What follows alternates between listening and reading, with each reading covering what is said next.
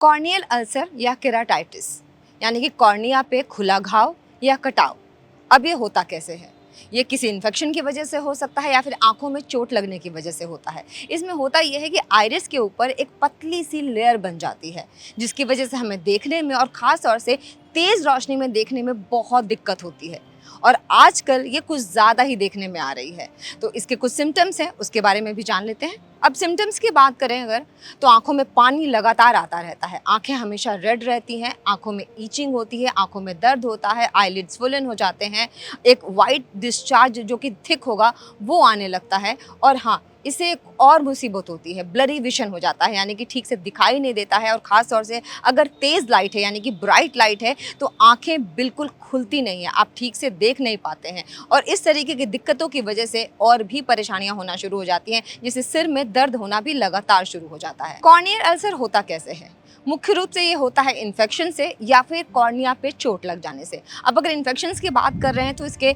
4 तरीके के इन्फेक्शंस हो सकते हैं। वायरल इन्फेक्शन हो सकता है, बैक्टीरियल इन्फेक्शन हो सकता है, फंगल इन्फेक्शन हो सकता है और पैरासाइट इन्फेक्शन हो सकता है जो कि पानी के थ्रू होता है। जो लोग कॉन्टैक्ट लेंसेज के ज़्यादा इस्तेमाल करते हैं उनमें ये इन्फेक्शन होने का खतरा ज़्यादा बना रहता है, क्योंकि जो लेंस का सोल्यूशन होता है उसके थ्रू ये बैक्टीरिया या जो भी वायरस है वो अंदर चला जाता है और इन्फेक्शन हो जाता है। इसीलिए जो लेंस पहनते हैं उनको 10 गुना ज़्यादा खतरा होता है आम लोगों के मुकाबले कॉर्निया में इन्फेक्शन होने का। तो अगर आप भी कॉन्टैक्ट लेंस पहनते हैं तो इसका ध्यान ज़रूर रखें कि आपका लेंस जो है वो साफ सुथरा होना चाहिए और ठीक सॉल्यूशन से ही सफाई होनी चाहिए, ना कि सादे पानी से। अच्छा, एक बात का आपको और ध्यान रखना है कि आपको ज़्यादा लंबे टाइम तक लेंस का इस्तेमाल नहीं करना है, इससे आंखों में ऑक्सीजन जाना बंद हो जाता है जिसकी वजह से भी इन्फेक्शन होने के चांसेस बढ़ जाते हैं। कुछ और वजह भी हैं जिसकी वजह से कॉर्निया में इन्फेक्शन हो सकता है और वो अल्सर का रूप ले सकता है। जैसे अगर आप स्टेरॉयड आई ड्रॉप्स डालते हैं या फिर आईलिड्स में अगर आप कुछ ऐसी चीज़ें लगा रहे हैं जिससे बैक्टीरिया वहाँ ग्रो कर सकता है, या फिर आपके आईलिड्स में हमेशा इन्फ्लेमेशन होता है, सूजी हुई रहती हैं, या फिर आंखों में आप कोई ऐसा प्रोडक्ट यूज़ कर रहे हैं